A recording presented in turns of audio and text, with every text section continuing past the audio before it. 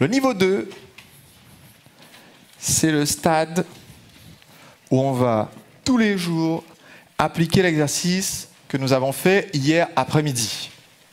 Autrement dit, le but du niveau 2, c'est de collecter le maximum de ressources.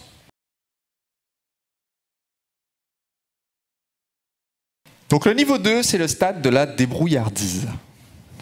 Le but, c'est si on acquiert un client de plus, un prospect de plus sur la liste, un petit bout de contenu qu'on peut faire sous forme de produit, c'est top. Ça s'ajoute à notre liste de ressources. À ce stade, la citation, c'est « il n'y a pas de petit profit ». Parce que mon but, c'est d'acquérir ces ressources et pour arriver un jour à la liste des 400 emails que j'avais au bout d'un an, ben j'ai dû avoir en gros un mail par jour pendant un an, mais chaque nouvel abonné était hyper important.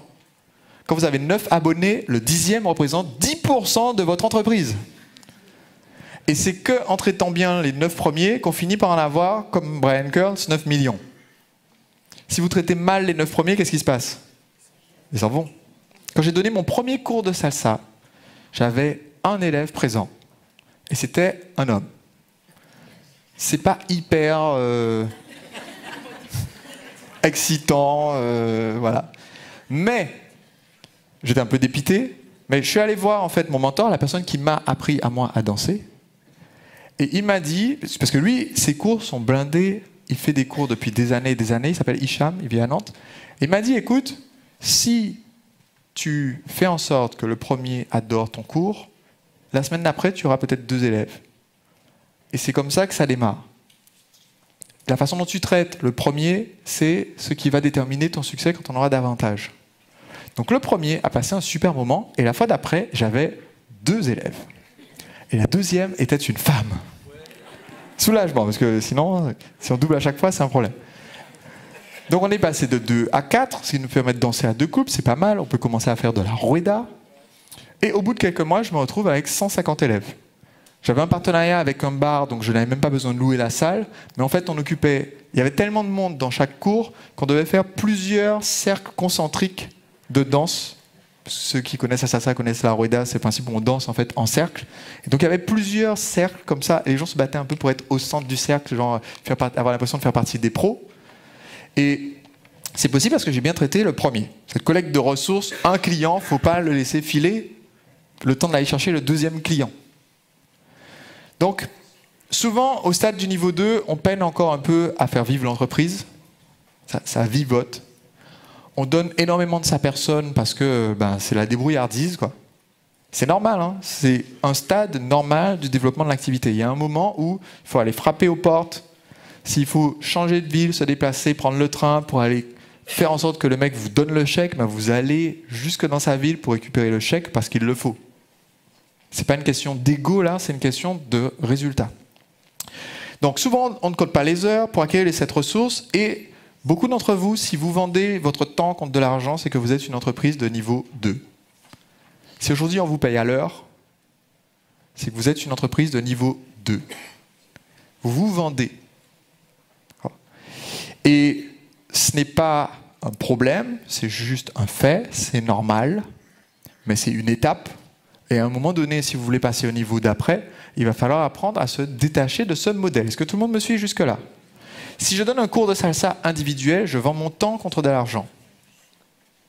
Si je donne un cours de salsa de groupe, j'augmente la valeur du temps que j'ai vendu contre de l'argent. Je vends encore mon temps. Mais chaque personne prend un petit bout inférieur. Donc déjà, je passe de peut-être un bon prof qui vend cher son heure de cours va peut-être vous la vendre 60 €. Mais si j'ai 10 élèves qui ont payé 10 €, ça me rapporte 100 € de l'heure, c'est mieux. Si j'ai un professeur qui donne le cours à ma place, que je rémunère une fortune, 60 € de l'heure, mais que j'ai 10 élèves qui payent 10 €, maintenant je suis payé 40 € pour donner cours pendant combien de temps? 0. C'est quelqu'un d'autre qui l'a fait. Tout le monde me suit jusque-là. L'idée, c'est qu'à un stade, c'est quand même vous qui vendez votre temps, qui vendez votre sueur au front. Et donc le défi pour les gens de niveau 2, c'est d'apprendre à arrêter de vendre votre temps et de décorréler la quantité d'argent que vous gagnez du temps que vous donnez à l'entreprise. Que vous ne soyez plus payé à l'heure. Pour passer au niveau suivant, il vous faut assez de prospects pour avoir une masse critique de prospects ou de clients qui ont déjà acheté pour faire une grosse campagne. Donc, ça peut être un lancement orchestré, ça peut être un webinaire, mais quelque chose qui vous permette d'avoir un influx de trésorerie important, qui vous permette ensuite de passer à d'autres activités qui vont vous dégager du temps, stratégiquement. Parce que là, la ressource argent étant très limitée, vous êtes limité dans votre tête et il faut payer le loyer, donc vous continuez de votre temps. L'idée, c'est qu'à ce stade, vous essayez d'acquérir toutes les ressources possibles. Une interview pour avoir un peu plus de notoriété. 10 personnes de plus qui donnent leur email à la suite de l'interview parce que vous avez mis du contenu. Et ces 10 personnes constituent quelle ressource du coup? Une liste. Vous voulez, quand vous allez donner du contenu à quelqu'un, un partenaire potentiel ou pendant l'interview, vous allez récupérer l'enregistrement parce que cette interview, on ne sait jamais, ça vous fait quoi comme ressource? Un produit qui peut être offert en bonus, qui peut être vendu sur votre site internet. Tout est bon à prendre à ce stade. L'objectif, c'est d'avoir suffisamment de matière critique pour pouvoir ensuite passer à l'étape d'après. Mais l'étape d'après, c'est en fait de déterminer quelle est la séquence de vente optimale pour mon client. Mais pour ça, il faut avoir déjà des clients à qui on va vendre quelque chose. Il faut avoir quelque chose à vendre à ses clients. Il faut avoir déjà testé l'offre. Et c'est ce que vous êtes en train de faire à ce stade. Vous testez plein de choses. Vous allez dans toutes les directions. Donc, qu'est-ce que nous, on a comme formation qui s'adresse à ce niveau-là? C'est faites vos premières ventes en 31 jours, décrochez la vente, où on fait la vente en direct au client parce qu'on n'a pas encore une liste immense. Si vous n'êtes pas fier d'avoir déjà accompli, dans le mantra de l'entrepreneur libre, il y a « j'ai déjà accompli beaucoup, le meilleur reste à venir ». Mais si vous pensez, là où j'en suis, c'est quand même bien pourri, c'est pas hyper motivant. Alors, c'est peut-être motivant pour en sortir, hein, mais c'est pas hyper motivant pour se bouger et avancer sur l'action principale que je veux faire à ce niveau. Donc, il n'y a pas... Parce que il ne faut pas se dire, mais oui, mais en fait, il y a des gens dans la salle qui sont niveau 3, qui sont niveau 4, niveau 5. Donc, tant que je ne suis pas à niveau 5, je suis un loser, quoi. En fait, au contraire. Si vous êtes niveau 5, vous êtes les gens qui ont l'enthousiasme, le feu sacré qui lance... niveau 1, pardon. Vous êtes les gens qui ont l'enthousiasme, le feu sacré qui lance quelque chose de nouveau. Cet enthousiasme, c'est une ressource indispensable dont vous avez besoin pour aller chercher cette première vente. À Entrepreneur Libre, il y a 2 ans, j'avais un entrepreneur sur scène, Yvan de Vacarne, qui a un magazine à La Réunion. Il a suivi la formation lancement orchestré et il a dit « Je vais lancer un truc que personne n'avait jamais lancé en faisant ça, qui était un magazine. » Et il est allé voir des publicitaires. Et en fait, il a préchauffé des gens, enfin pas des publicitaires, mais des annonceurs, pardon, donc des marques. Et il y est allé en les préchauffant, en apportant de la valeur, etc., en disant « je veux lancer un magazine ».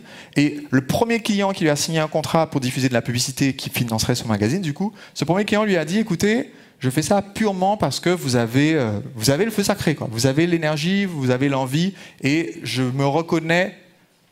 Quand j'étais plus jeune, j'étais exactement comme ça, donc je veux que ça marche pour vous. C'est une ressource indispensable d'avoir ce feu sacré. Combien d'entre vous sont au niveau 2? Ouais. Au niveau 2, c'est là le niveau où vous utilisez ce feu sacré. D'accord? Et vous l'utilisez pour aller chercher toutes les ressources. Chaque carte de visite que vous avez quand vous êtes au niveau 2, c'est une relation de plus sur laquelle vous pouvez capitaliser en apportant de la valeur. C'est peut-être un prospect ou un client, mais c'est peut-être juste quelqu'un qui maintenant fait partie de votre réseau faible et qui, si vous continuez de lui tenir au courant un peu de ce que vous apportez, va vous aider d'une façon ou d'une autre, on ne sait jamais, pour que vous puissiez à un moment donné passer à ce niveau suivant qui est le niveau 3.